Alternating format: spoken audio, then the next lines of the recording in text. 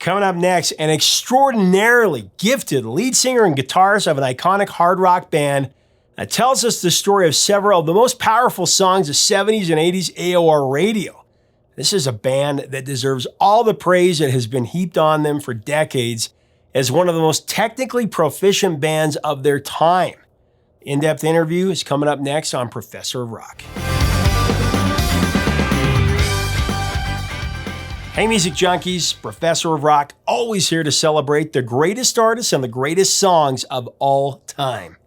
We interview the great artists of the rock and roll era. I'm telling you, it's a mystery every day as to who is going to show up here, so make sure that you subscribe below right now. Click that bell so that you never miss out. I know I say it a lot, but we would love to have you be a part of the community. We would. And check us out on Patreon. We give you more content there, and that helps us to keep this channel going. And also, check out our merch below, like this Vintage Years 1984 shirt. It's amazing. The artist that's created this is amazing. We got a lot more merch at Professor of Rock. You know, we always hear about the 7 wonders of the world. Well, one thing is for sure. If there were 7 wonders of music, one of them for me would be why the band that we're going to focus on today wasn't as massive as Journey or even Boston. Today's band was certainly equally as talented and creative. So I'm excited to bring you another episode from our series Revelations, where featured artists go very deep into their greatest songs and their greatest albums. This was an interview that I really enjoyed because I love this band. It's from singer-guitarist Rik Emmet from Canadian hard rock group Triumph, who is technically as great as anyone.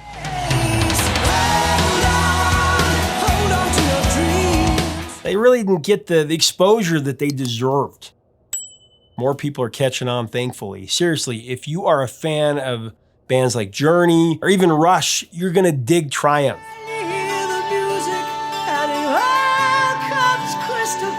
In this interview, we focus on songs from 1979's Laid on the Line. Don't waste my time. As well as 1983's Never Surrender and more.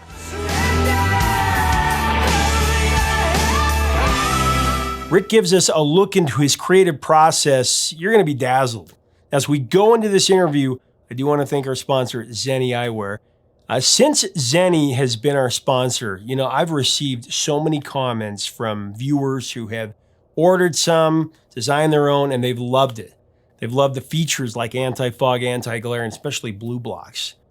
I tell you, Zeny is the real deal. Go to Zeny.com right now and get on board. And I watched some of your stuff, and so I'm hip. And I know that, you know, I'm not isolated. You have a really wide and eclectic taste of a huge range of stuff, which that's one of the things that I like. I admire that about you, that you didn't narrow your discriminating taste down. You opened it up, and that as a music teacher, that was something that I would always try and impress upon people, that you know, you're missing out on so much if you keep narrowing your taste down. Good on you. Oh, thank you. I've always appreciated how proficient and versatile you've been in rock, blues, jazz, classical, bluegrass, flamenco.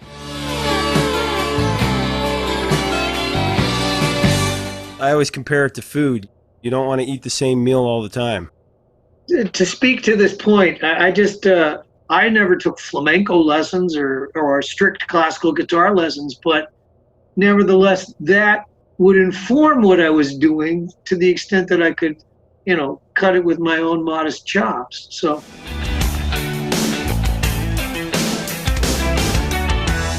2007, inducted in the Canadian Music and Broadcast Industry Hall of Fame, Canadian Music Hall of Fame in 2008, and Canada's Walk of Fame in 2019. So just amazing that the band and that you are being recognized or have been recognized for what it is, this incredible music. Hold on to your dreams. Before Triumph, it was called Abernathy Shagnasher Squash and Wear Rock and Roll Band. You know, so everybody just called it Abby Shag, right? Gil had a band that was a kind of a part-time weekend thing, and he was the agent that would book it. And Mike Levine had sort of been a guy that had filtered into Gil's band from time to time. Two of them started cooking up this idea about Triumph, and they came to see me, gave notice to one thing and joined the other. You guys released a self-titled album in 76.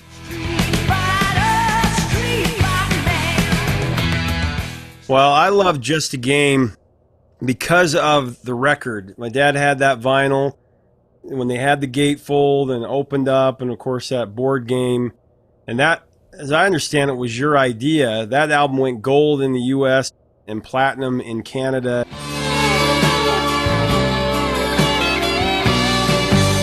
You decided, or somebody in the band decided to make it impossible to win that thing, but that front cover of the album revealed a futuristic world where every symbol depicts a song featured on the album.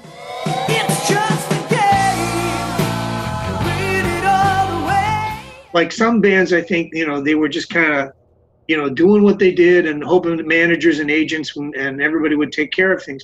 But we were very aware of our own development on all levels. And Mike was the kind of guy that knew about, for example, well, you got to get FM program directors and music directors to add your record, and there's a huge political thing about that, and you need the record company to be really involved in. They got to spend the money to sort of try and be making that happen.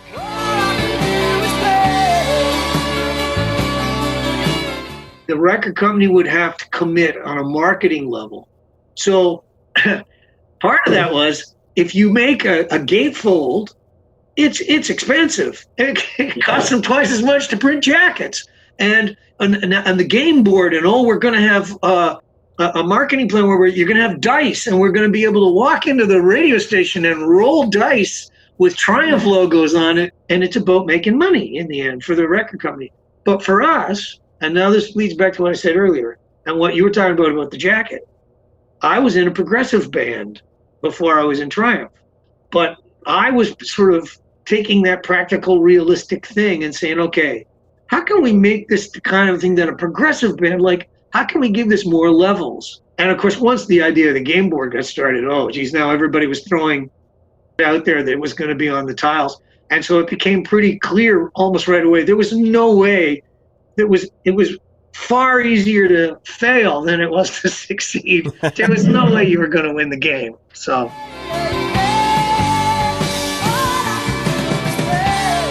Really want to talk about the soul healing song Hold On, one of my favorites. Hold on to your dreams. 79 came out. Your first top 40 hit in America, went to number 38, went to number 33 in Canada. But as I understand it, it was really a poem that you wrote in high school. Well, the intro was the first little bit, music holds the secret to know it can make you whole. Music holds the secret to know it can make you whole. And I think probably there had been an English assignment where it was like, you got to write an essay on something, or you have to write a 2-page, and I wrote this little tiny poem, So, but I kept it around, and I have file folders where I would keep old notes and things, and so when I started writing, and that song came into being because we lived in a time with FM radio where you could, and this was the sort of the direct thing of the influence of Stairway to Heaven.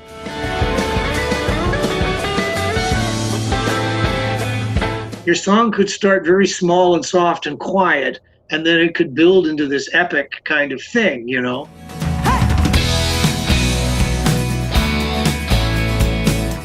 And everybody was doing it. Styx was doing it,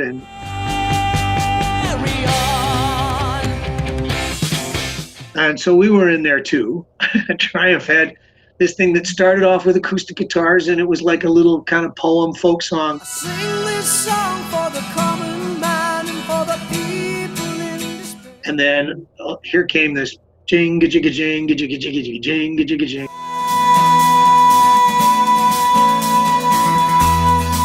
I wanted to be able to play this very you can't see me here on my this crazy strumming kind of pattern on the guitar, and but I wanted to be able to sing with big vowel sounds. Da, da, da, da, da, da.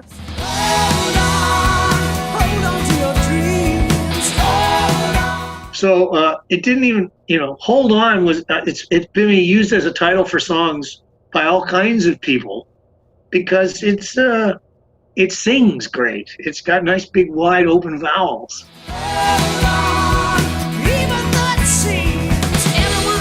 That's how it started. It's me sitting in my studio, hammering away on the 12 string and singing, hold on, I don't know what comes next, hold on, and eventually I cobbled something together.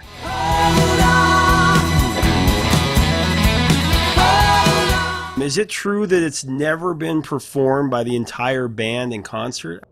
I've read that several places. Not true that it was never, but we only tried it a few times as a band, and we just couldn't make it happen. Like, there's a lot of layers on that recording. We have female background singers.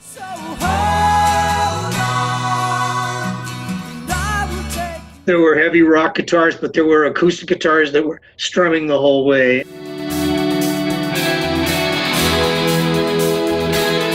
There were string parts.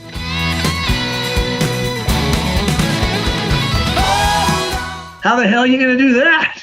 We couldn't make that happen. So we tried it a few times. Once, quite tellingly, in St. Louis, where the record, Hold On, had gone #1. It was just like, it went over like a turd. It was.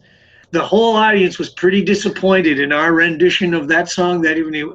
It was not matching the record. The message of it, I love that music holds a secret, to know it can make you whole. It's not just a game of notes, it's the sound inside your soul. Game of notes, it's the sounds inside your soul.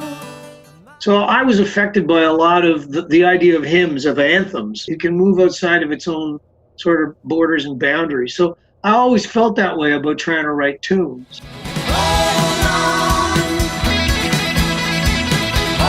Lay It On the Line is another great song that I've always loved. Lay it on the line. So the whole thing for me was, it had the down intro, the 12 string.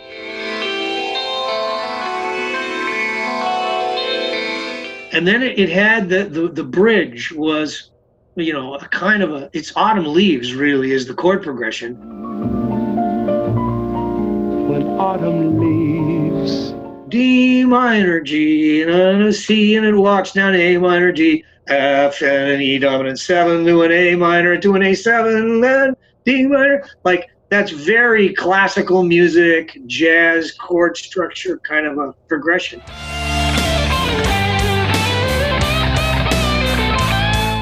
But I knew I wanted to do that like in the guitar solo, so it would be like Queen, so that I would play the solo over top, but there'd be these bow, bow, bow, down, down, down, down, doody, down, down, down, down, down, down, down, like this kind of walking line underneath all the blowing over top.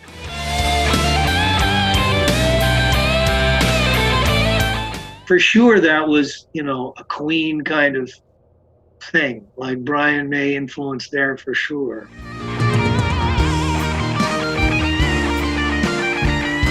Yeah, that's kind of where that all came from. I've always appreciated the lyrics about honesty. Yeah, obviously, if you've got a hook, lay it on the line. Like, it's already, you're going to write backwards from the hook.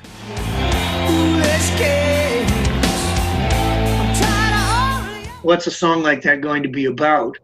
Well, it's going to be about telling the truth and being honest with each other, and that's it's been one of my leitmotif lyric ideas constantly. The whole idea of integrity, honesty, truthfulness.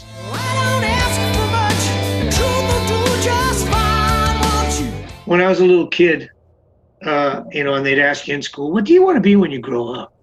I would say, I want to be a lawyer, because I had this whole thing about justice and truth, So then you become a songwriter, rock star lyricist later in life, and you go, I want to write about shit that lawyers would write about.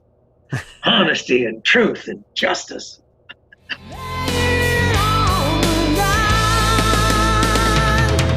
I've waited many decades to ask you this question about my favorite song that you've ever written or performed or recorded, Never Surrender.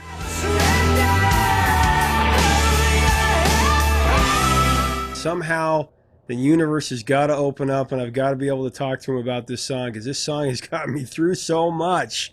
It's been, I've listened to it when I was a kid, listened to it in high school. I listened to it every time I had a hard time, and I've got to, this is the song right now that people need. And so it happened. The universe opened up and it's happening right now. I'm talking about that. The album, of course, got the iconic cover, and one that I always remember that I was always fascinated by because, as a kid growing up and you're into fantasy and all that, and that cover always grabbed me. But that song is just so soul-raising and enlightened to me. It went to number 3 on the rock charts. It was your second biggest hit on the rock charts ever, but the song's really just a great example of kind of positive, uplifting songs that you wrote while in the band. And you talk about the Triumph. The band was called Triumph, though. So you said that what you believe, that band name means so much. And tell me about writing that. Where did that come from? It started, Gil had a lot to do with the inception of the music. Gil would be the kind of guy that would have a little dictaphone and a little handheld, and he would be driving in his car, and he would get an idea, and he would sing it into the dictaphone. And so sometimes it was like, oh boy, how am I ever going to figure out what he's getting at here? But of course, because he's a drummer, he would think very rhythmically. So he had that thing of the, just like Fight the Good Fight had that ba-ga-ga-ga-ga-ga, ga-ga-ga-ga-ga, be-ga-ga-go. Like, he knew that's what he wanted. He wanted that rhythm.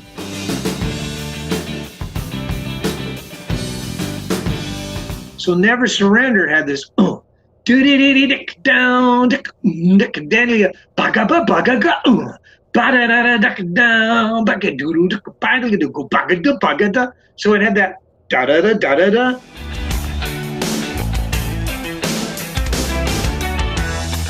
That was a really weird little thing.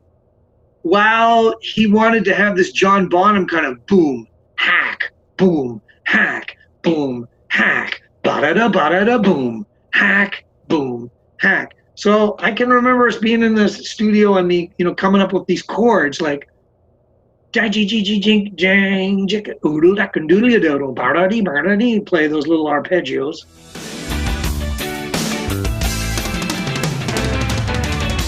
Yeah, he goes, we've got, this is it. So you're going to sing the verse over that. I'm going, that's going to be hard. How am I ever going to sing over that boodle-dee-doodle, So it was like, now I had to kind of figure out, out in the street, and get out of the way of the ba-da-da-da-da-da. Out in the streets, inspiration comes hard. La-da-da-da-da, da-da-da-da-da, ba-da-da-da-da-da. And so I started writing lyrics, and in the typical sort of Triumph thing, which was, don't give up the fight, hold on to your dreams, that kind of thing. I thought the idea of Never Surrender was I liked that idea for a song, that it was like saying, don't give up.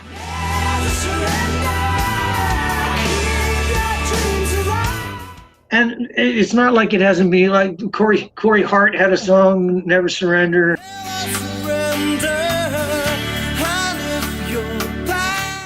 I think even Cheap Trick might have had one that was No Surrender or Surrender, I think.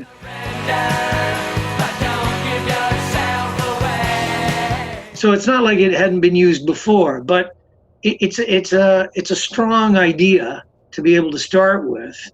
But I think probably that was one where I would be coming up with phrases like, out in the streets, inspiration comes hard. Joker of the deck keeps handing you his card. Smiling friendly, takes me in. Those are also fairly common, with Joker of the deck. I'm referring back to things like Just a Game, like games and chants, and that's a real common theme for me. So I probably had the verses building up before I got to the chorus on that one, and I figured out that that's what I wanted to do.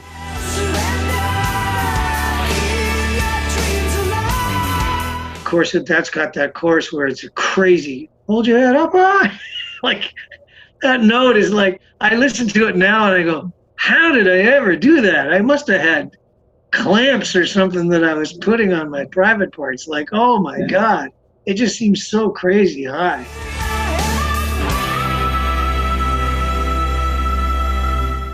And I remember we did on that Never Surrender tour, we went out and we opened on some stadium shows for Journey. And I remember Steve Perry coming to me and going, how can you hit those high notes? I go, what are you talking about? How can you hit those high notes? He goes, no, are those E's you're hitting in that song? I go, yeah, they are. He goes, oh, that's insane. That's crazy. How can you do that? So now neither of us can hit the high notes. So the folly of our youth. Yeah. Oh, yeah. Well, that's a great compliment coming from one of the greatest singers of all time. Well, two of the greatest singers having a conversation there. Wow, to be a fly on the wall of that, but that's incredible. Yes, he's one of my favorite singers. Never Surrender, to be fair, yours came first before Corey Hart. And the reason I know that is because I had known this song for so long. And I remember when Never Surrender became a big hit, Corey Hart's in America, my friends were saying, oh, I love Never Surrender. I'm like, oh, I do too. Talking about two totally different songs. Yeah. And I thought, man, these guys, because, I was always into this kind of music that was a little bit left of center of what everybody was listening to. And I thought for once that there was a connection between me and a few of my friends. They're like, oh, wow, you like Triumph tune? They're like, what are you talking about? It's a guy named Corey Hart.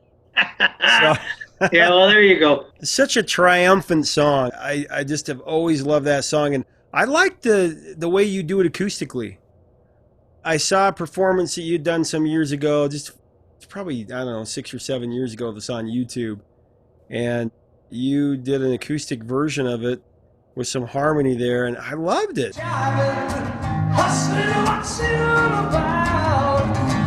Acoustic things can they're almost a little more self-evident than even when you have a band track and you've got all this other stuff that maybe sometimes gets in the way or starts to become, your ego is starting to talk, and you go, no, get your ego out of the way and let the music talk.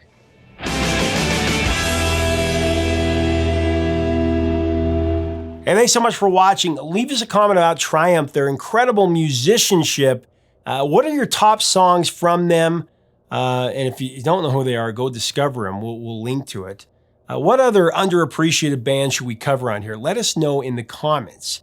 And make sure to subscribe below to join our great music community. To get more content, click on our Patreon link below. Help us keep the music alive. Until next time, 3 chords and the truth, my friends.